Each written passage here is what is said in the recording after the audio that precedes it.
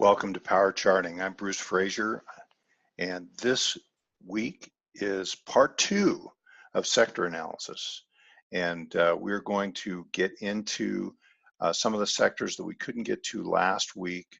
I really appreciate everybody's input and comments and suggestions regarding power charting in general, and in particular the things that you're interested in seeing.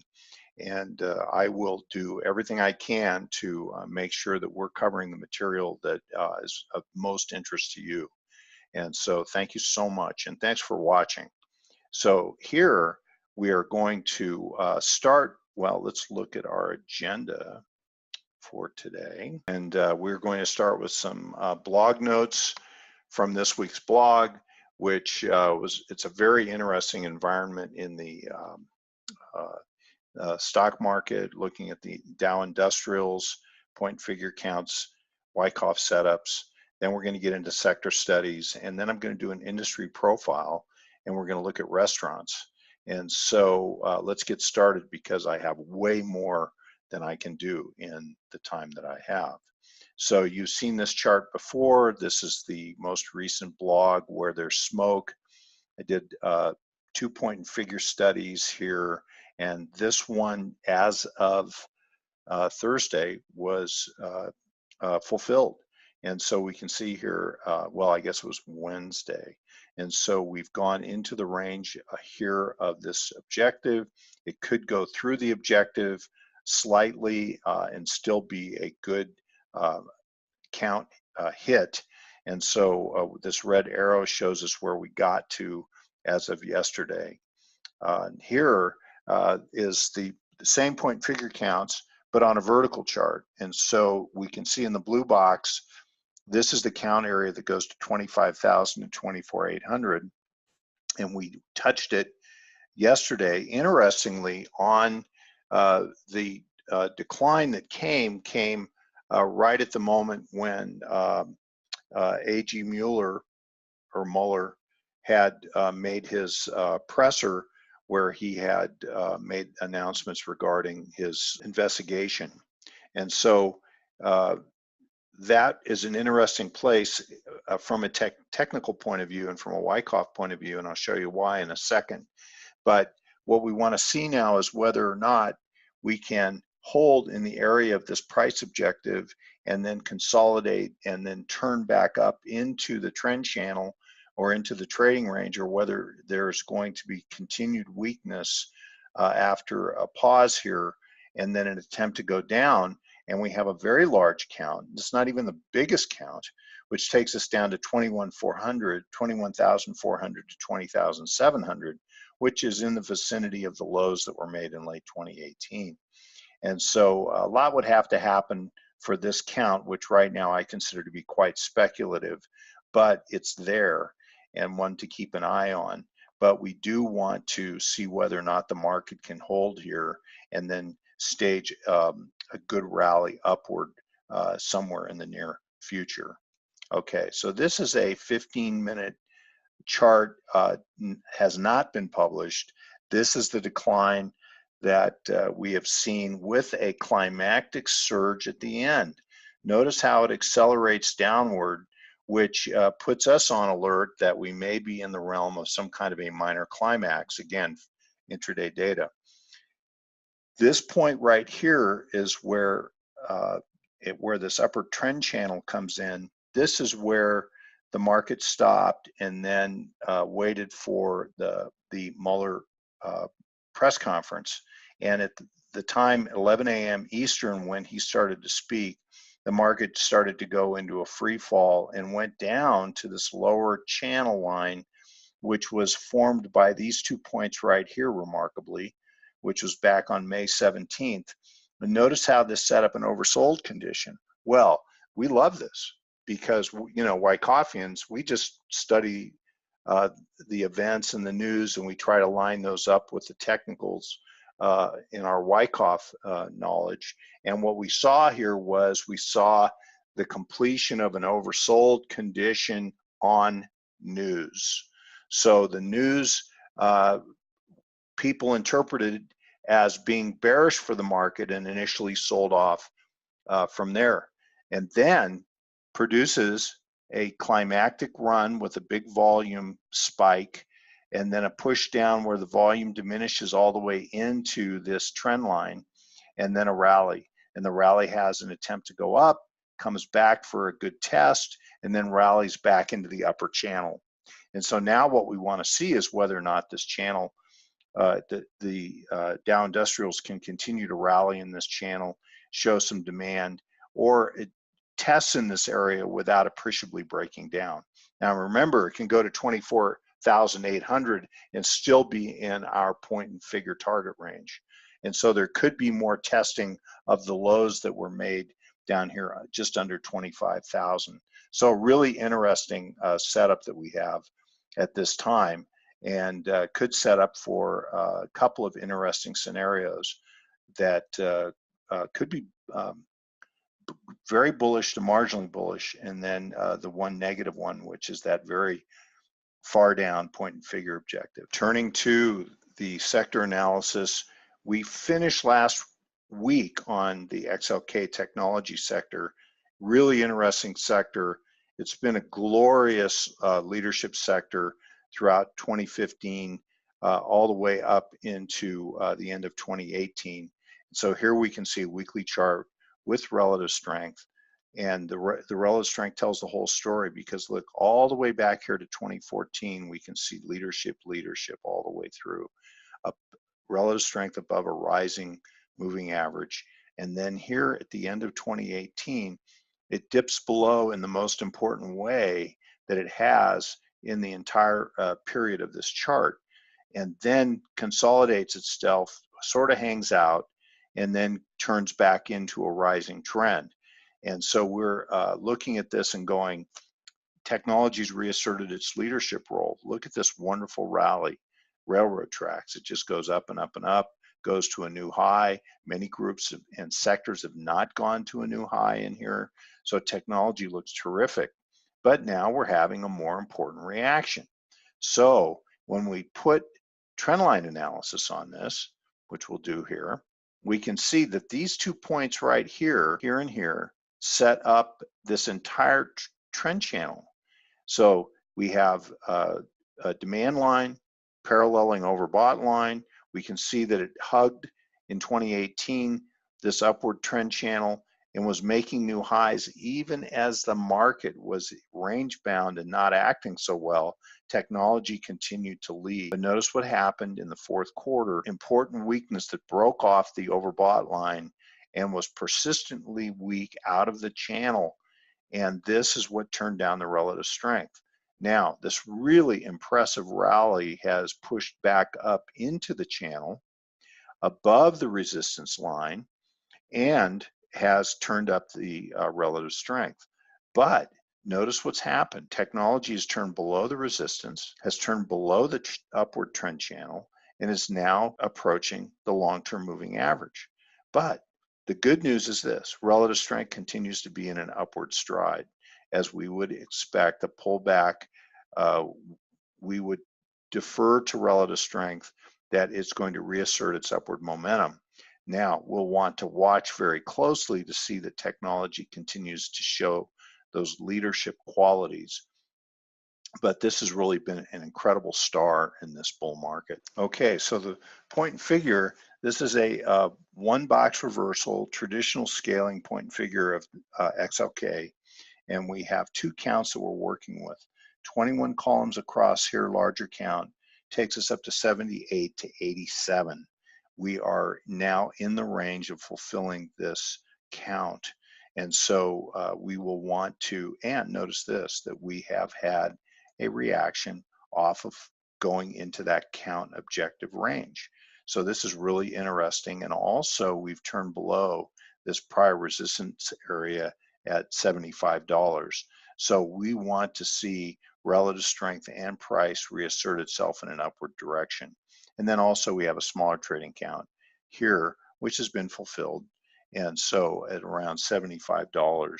And so we're going to want to keep a really close eye on technology from here and make sure that we're continuing to show leadership. Utilities, a couple of brief comments on utilities, and that is, notice that the thing about utilities, because of their defensive nature, income orientation, they tend to have periods of outperformance on relative strength that are shorter, as you can see here and here, and also here. But in this case, there's a really nice upward stride to the utilities throughout. There just are other groups that tend to have more of a leadership quality to them, but utilities are important tactical tools when the markets are defensive. So notice this about the end of 2018. This was a period when the market was acting quite poorly from the end of September onward into the end of the year. And notice the relative outperformance in the utilities during that period of time. Something interesting has happened here recently is, notice the lower high. All of a sudden there's a change in character of the utilities to the market. Now there is a rally off a rising upward moving average here, and continues to have higher prices in utilities, but we have a little bit of a warning here that we'll want to keep an eye on. And so the only other thing that we really want to do here is let's put the trend lines on. Trend lines are these 2 points right here, overbought line here. You can see that there's a tendency to ride on the top of the channel, and then here we're riding back on the top of the channel recently, but a very sharp bar that's taken us right back to the overbought line, with the possibility of coming back into the channel, especially with the relative strength starting to show divergent character. Okay, consumer discretionary, XLY, so interesting. And first thing is, let's notice the relative strength. And so the relative strength has been in a leadership position really since the fourth quarter of 2017.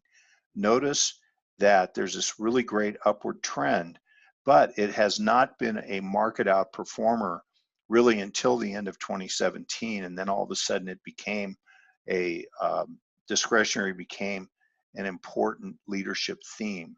So note that the decline in the first quarter of 2018 did not produce any kind of a dip in relative strength. Notice this very steep decline in the fourth quarter of 2018 did not produce an important decline in the relative strength. And this was a really good sign. This also was a clue to us that these were the themes we wanted to focus on once the market was ready to start to rally again. And sure enough, look at the relative strength here, continuing to act quite well in the rally of the first quarter of 2019. So leadership in the decline produced leadership in the next rally, something that's very important to us as Wyckoffians, just as investors, really. And so now let's put the moving averages, or not the moving averages, but the trend channel back on. Interesting picture, because notice this, we have a break of the channel in the fourth quarter and a rally, and this rally took us marginally back into the channel. But since then, with pretty good volatility and an increase in volume, we've had discretionary turn back down out of the channel and is very close to its long-term moving average. The thing that we would have as an arbiter is we would expect momentum to reassert itself because the relative strength is strong. It's pulling back to its rising moving average. And so let's look to see if discretionary stocks can start to lead again and get back into that channel. But here I would say this is a slight negative, shows technical weakness that could be forming. A little too early to tell, but we would expect momentum, good momentum and leadership here to resume in consumer discretionary. Okay, point and figure count on consumer discretionary, pretty straightforward. On this backup here, we are counting across 14 columns, 1.5 point scale, which we have elected this, it's user defined, and it gives us a count of 112.50, 118.50. We rallied up to 120, and then look what happens is that immediately we have a turn off of the highs up above this resistance area. So this is an upthrust of sorts, and it's turned back down, fulfilled this count. Now there are larger counts available to us, so we may just need to consolidate and build a reaccumulation for another subsequent move. But for now, it appears that we've used up the fuel in the tank for this short-term rally phase. Okay, so this is communications, which is a relatively new sector for us to study, and you can see the volume only goes back so far in this chart. But what's interesting is the trend line study. So you can see here 2 points here and here where we draw the trend line, the stride of the advance. And I do want to make a comment here regarding a very good question about using logarithmic scaling versus arithmetic scaling. And so log scaling is great for weekly and monthly charts, where arithmetic scaling is more for shorter term daily charts. But think of it this way, is that log scaling gives you a rate of advance that is a percentage rate. So when you draw a trend line, you're looking at the percentage growth rate of that stock based on that trend line, or even a moving average. But you're looking at the log scale growth or the percentage growth of prices. When you do an arithmetic trend line, you're looking at the price growth. So the price is a constant. And so shorter term charts where the percentages don't change much makes sense, like daily and intraday charts. But on weekly charts where you have lots of movement over long periods of time on the chart, log scaling shows you the percentage rate of advance. And so it is a great way to study trend line growth, but also use both. Use arithmetic and log, and you'll get different looks, and they both could be valuable to you. So here we have 2 throwovers on communications that came in 2018 after a very long uptrend. So these have climactic qualities, and then a very sharp break, which is a break of automatic reaction type qualities. Maybe this is the automatic reaction here. Comes out of the channel, rallies back up, nice rally, relative strength wanes for a while, and then it starts to reassert itself. Momentum comes back into play, but we are still range bound in the communications area. So this is something for us to be aware of, because it appears that we're slowing the momentum of growth in communications, and we're starting to turn back down again. So let's keep an eye on this, because we are below the channel at this time. A very important sector that often doesn't get considered as a sector are the transports. And I think the transports are a most interesting story technically right now. And so we can look here and see that the relative strength has really been in a state of lower highs since 2016. And so even though we have a rally phase occurring in transports, the rally is not keeping up with the S&P as a arbiter for the performance of the market. And now we have something that looks like distributional qualities or distributional nature in the way that this trading range or range-bound condition is unfolding. And so let's put our Wyckoffian markups on this and have a look at it again. Lower highs on relative strength. Relative strength is starting to accelerate lower. It's below its long-term moving average. We have trend channels formed here back in 2016, and these the demand line, look at how it breaks down out of that and rallies up, similar to the recent charts we looked at with communications and with discretionary, is attempt to rally back up through the demand line and a failure. This is what we're worried about with these other really strong leadership sectors we've been looking at today. But here, potentially completed distribution, moving back down towards important support, easily and effortlessly. Look at these big wide-ranging bars. The one thing that is a positive is we don't have a big increase in volume as it's going down, but that is in and of itself isn't a reason to be bullish, because there is supply and volume can come in later. The other thing to consider here, and this is just me thinking about why transports are acting the way they are and have been weaker for so long, is the transports may be sniffing out, or the investors in transports, and they have been aware that we were going to have tariff and trade issues a while back, and started to become defensive on the transportation index and these stocks, because these imports and exports have to be moved to market. And so this and trade wars do reduce the flow of merchandise. So this could be what's going on right now with the transport index. Recently wrote a blog on it. Go back and have a look at that. And this is a very important group to keep an eye on. And we'd love to see this group change its nature and turn back up into a more bullish structure. Okay, so our industry group profile today is going to be the restaurant sector, or it's actually an industry group in consumer discretionary. So we're drilling from consumer discretionary into restaurants. And so let's look at the stride of the advance here, and we can see that there is a tremendous leadership quality to the restaurant sector that has been in place since 2014. And so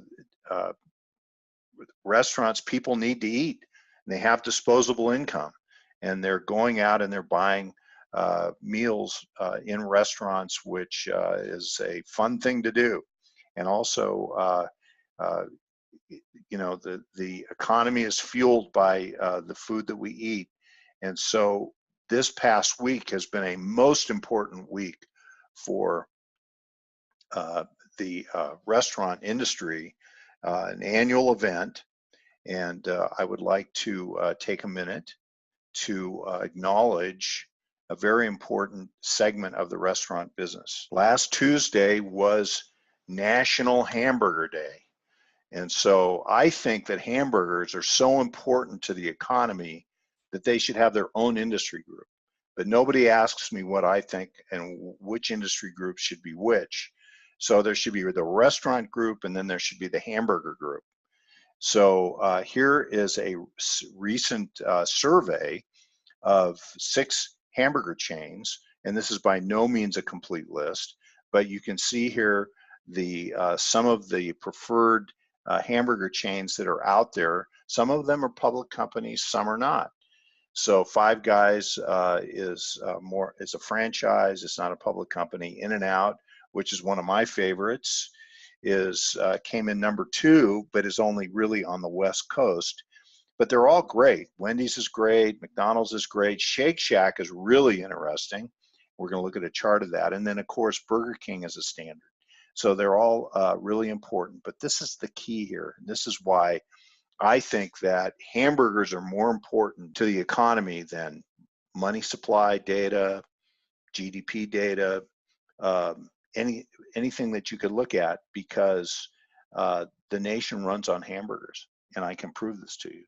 And that is, guess how many hamburgers are consumed in the United States every year? 50 billion. So on average, people consume 3 hamburgers a week, and there's the equivalent of 154 hamburgers consumed per American per year. And so how can hamburgers not be just the most important thing ever? Besides, they're really, really good. And certainly I may exceed the average, I have to admit. And so, and I'm not biased at all, but hamburgers are great.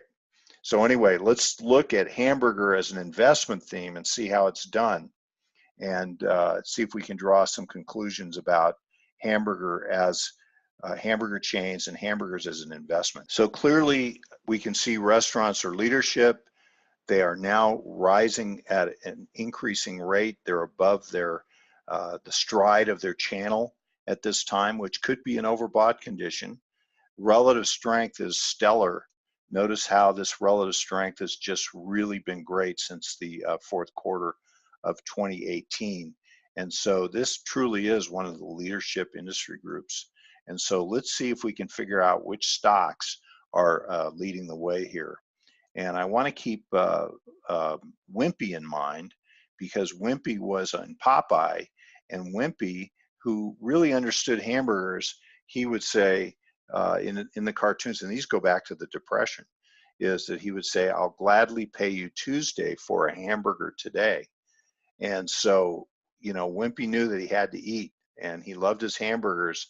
The only problem with Wimpy is that he was always effectively on margin. And so we don't want to be on margin. The only time we want to be on margin, I don't know, in the hamburger business, is if we own the stocks. And I think that Wimpy would have been better off if he'd owned the stocks rather than to have bought the burgers. But anyway, you know, that's water under the bridge, so to speak.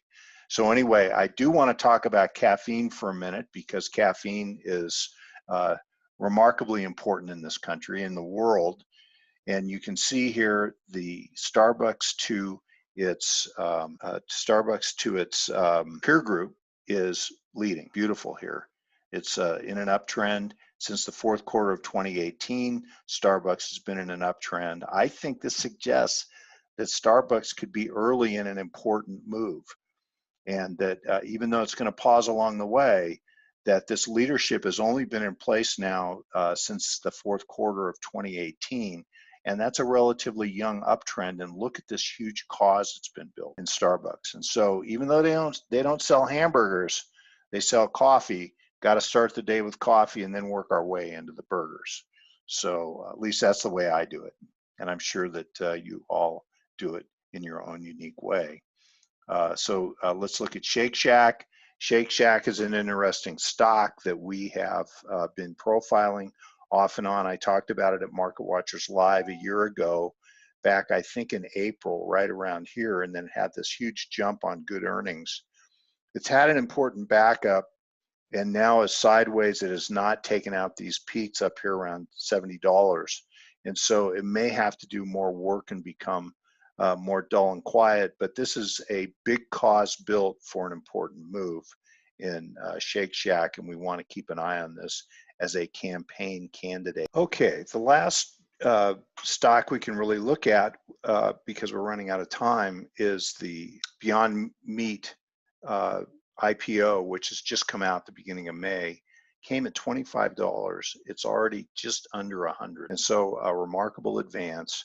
And this is in the food product sector, but it's a meatless alternative for hamburgers, and lots of good reviews. People really like them. People that can't eat meat or don't want to eat meat, this is a great alternative according to reports. I have not tried them, but anyway, this is a stock to keep an eye on as an alternative in this space. I want you also to look at Habit, HABT, which I don't think is building a base yet. So just a note. McDonald's, which is sells by far the most burgers imaginable, and they do a great job and have been good leadership. And then also look at Wendy's, WEN, and look at its leadership qualities also. And on that note, I want to thank you all for being here, and let's do this again sometime soon. Thanks for watching. Take care. Have a good week.